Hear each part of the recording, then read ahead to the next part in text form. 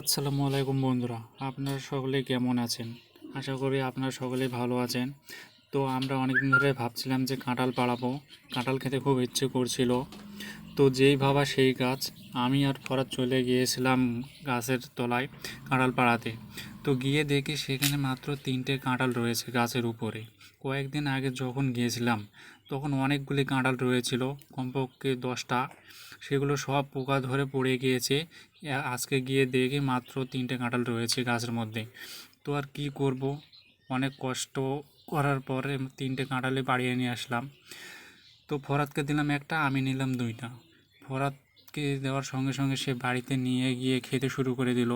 সে নাকি হাত দিয়ে খুলতে পারবে না, তাই হাসুয়া দিয়ে খুললো।